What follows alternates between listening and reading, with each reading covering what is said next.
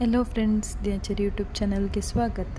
ಇವತ್ತು ನಾನು ಸಿಂಪಲ್ಲಾಗಿ ಒಂದು 5 ರಿಂದ 7 ನಿಮಿಷದಲ್ಲಿ ಒಂದು ಹೆಲ್ದಿ ರಸಮ್ ಯಾವ ರೀತಿ ಮಾಡೋದು ಅಂತ ತೋರಿಸ್ಕೊಡೋಣ ಅಂತ ಇದ್ದೀನಿ. ಈಗ ನಾವಿಲ್ಲಿ 2 ಟೊಮ್ಯಾಟೊ, 3 ಹಸಿಮೆಣಸಿನ್ಕಾಯಿ, 1 ಈರುಳ್ಳಿ, ಒಂದು ಸ್ವಲ್ಪ ಹುಣಸೆ ಹಣ್ಣು, ಆಮೇಲೆ 12ರಿಂದ 15 ಪೆಪ್ಪರು ಅಂದರೆ 15 ಕಾಳು ಪೆಪ್ಪರು, ಶುಂಠಿ, ಗಾರ್ಲಿಕ್, ಚಕ್ಕೆ ಮತ್ತು ಸ್ವಲ್ಪ ಕೊತ್ತಂಬರಿ ಸೊಪ್ಪು, ಆಮೇಲೆ ಕರಿ ಲೀವ್ಸ್ ಇದಿಷ್ಟನ್ನು ವಾಶ್ ಮಾಡಿ ಕಟ್ ಮಾಡ್ಕೊಳ್ಳೋಣ. ಅಸ್ತಮ ಇರೋರು ಬೆಳಿಗ್ಗೆ ಮತ್ತು ಸಂಜೆ ಕಾಳು ಮೆಣಸನ್ನು ಸ್ವಲ್ಪ ಚಕ್ಕೆ ಪುಡಿ ಸೇರಿಸಿ ಅದನ್ನು ಕುದಿಸಿ ಕುಡಿಯೋದ್ರಿಂದ ಅಸ್ತಮ ಕಡಿಮೆ ಆಗುತ್ತೆ ಅಂತ ಹೇಳ್ತಾರೆ. ಇವಾಗ ನಾವಿಲ್ಲಿ ಟೊಮೆಟೊ ಮತ್ತು ಈರುಳ್ಳಿ ಕಟ್ ಮಾಡಿ ಇಟ್ಕೊಂಡ್ವಲ್ಲ, ಅದನ್ನು ಸ್ವಲ್ಪ ಕರಿ ಲೀವ್ಸ್, ಆಮೇಲೆ 2 ಟೊಮೆಟೊದಲ್ಲಿ ಒಂದು ಸ್ವಲ್ಪ ಟೊಮೆಟೊ ಇಟ್ಟು ಬ್ಯಾಲೆನ್ಸ್ ಇರೋದನ್ನು ನಾವು ಮಿಕ್ಸಿ ಜಾರ್ಗೆ ಹಾಕ್ಕೊಳ್ಳೋಣ. ಆಮೇಲೆ ಈರುಳ್ಳಿಯಲ್ಲೂ ಅಷ್ಟೇ ಸ್ವಲ್ಪ ಈರುಳ್ಳಿಯನ್ನು ಇಟ್ಕೊಂಡು ತೆಗೆದಿಟ್ಟು ಬೇರೆ ಎಲ್ಲ ಮಿಕ್ಸಿ ಜಾರ್ಗೆ ಹಾಕ್ಕೊಳ್ಳೋಣ. ಆಮೇಲೆ ಸ್ವಲ್ಪ ಕೊತ್ತಂಬರಿ ಸೊಪ್ಪು, ಆಮೇಲೆ ಜಿಂಜರು, ಕಾಳು ಮೆಣಸು, ಪೆಪ್ಪರು, ಆಮೇಲೆ ಗಾರ್ಲಿಕ್, ಚಕ್ಕೆ ಇದಿಷ್ಟನ್ನು ಹಾಕಿ ನಾವು ತರಿಯಾಗಿ ರುಬ್ಕೊಳ್ಳೋಣ.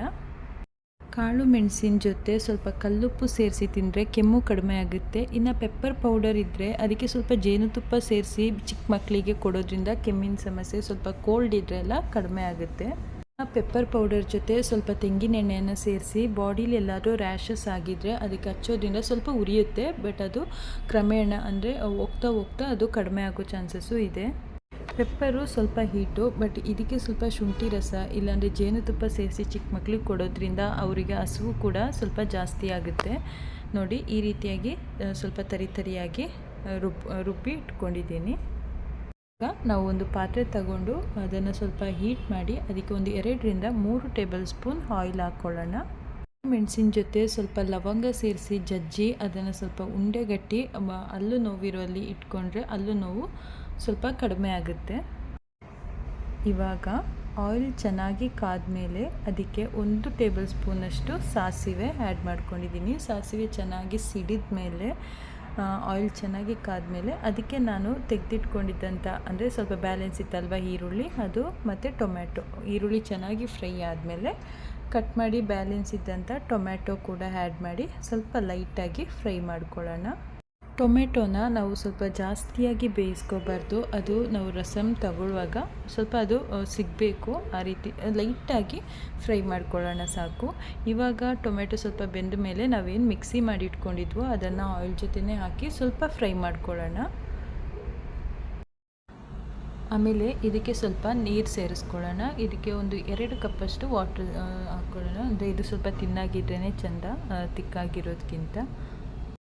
ಒಂದು ಸ್ವಲ್ಪ ಇದನ್ನು ಮಿಕ್ಸ್ ಮಾಡಿ ಇದಕ್ಕೆ ನಾವು ಸ್ವಲ್ಪ ಒಂದು 1/2 ಟೇಬಲ್ ಸ್ಪೂನಷ್ಟು ಟರ್ಮರಿಕ್ ಪೌಡರ್ ಆ್ಯಡ್ ಮಾಡ್ಕೊಳ್ಳೋಣ. ಅಂದರೆ ಇದು ಹಸಿ ವಾಸನೆ ಹೋಗಬೇಕಲ್ಲ, ಅದಕ್ಕೆ ಸ್ವಲ್ಪ ಟರ್ಮರಿಕ್ ಪೌಡರ್ ಆ್ಯಡ್ ಮಾಡಿ ಇದು ರಸಮ್ ತುಂಬ ಜಾಸ್ತಿ ಕುದಿದ್ರೂ ಚೆನ್ನಾಗಿರಲ್ಲ, ಒಂದು 2ರಿಂದ 3 ನಿಮಿಷ ಕುದಿಸ್ಕೋಬೇಕಷ್ಟೇ. ಅದಕ್ಕೆ ನೀವು ರಸಮ್ ಪೌಡರ್ ಇದ್ದರೆ ರಸಮ್ ಪೌಡರ್ ಆ್ಯಡ್ ಮಾಡ್ಬೋದು, ಇಲ್ಲಾಂದರೆ ಸ್ಕಿಪ್ ಮಾಡಿ. ನಂತರ ಟೇಸ್ಟಿಗೆ ಎಷ್ಟು ಬೇಕು ಅಷ್ಟು ಸಾಲ್ಟ್ ಆ್ಯಡ್ ಮಾಡಿ ಒಂದು 2ರಿಂದ 3 ನಿಮಿಷ ಕುದಿಸ್ಕೊಳ್ಳಿ. ಇವಾಗ ಕರಿ ಲೀವ್ಸ್ ಆ್ಯಡ್ ಮಾಡ್ಕೊಳ್ಳೋಣ. ಲಾಸ್ಟಲ್ಲಿ ಕರಿ ಲೀವ್ಸ್ ಆ್ಯಡ್ ಮಾಡಿ ಒಂದು ನಿಮಿಷ ಸ್ವಲ್ಪ ಕುದಿಸ್ಕೊಂಡು ಸ್ಟವ್ ಆಫ್ ಮಾಡ್ಕೊಳ್ಳೋಣ. ಇದು ಗಂಟಲು ನೋವಿದ್ರೆ, ಜ್ವರ, ಶೀತ, ಕೆಮ್ಮು ಏನಾರಿದ್ರೆ ಇದು ತುಂಬ ಒಳ್ಳೆಯದಾಗುತ್ತೆ ಇದನ್ನು ಮಾಡಿಕೊಂಡ್ರೆ. ಈ ವಿಡಿಯೋ ನಿಮಗೆ ಇಷ್ಟ ಆಗಿದ್ದರೆ ಲೈಕ್ ಮಾಡಿ, ಶೇರ್ ಮಾಡಿ, ಕಮೆಂಟ್ ಮಾಡಿ, ಸಬ್ಸ್ಕ್ರೈಬ್ ಮಾಡಿ. ಹಾಗೆ ಪಕ್ಕದಲ್ಲಿರೋ ಬೆಲ್ ಐಕಾನ್ ಮೇಲೆ ಕ್ಲಿಕ್ ಮಾಡಿ. ನಾನು ಮಾಡೋ ಎಲ್ಲ ವಿಡಿಯೋ ನೋಟಿಫಿಕೇಷನ್ ಫಸ್ಟ್ ನಿಮಗೆ ಬರುತ್ತೆ. Thank you for watching.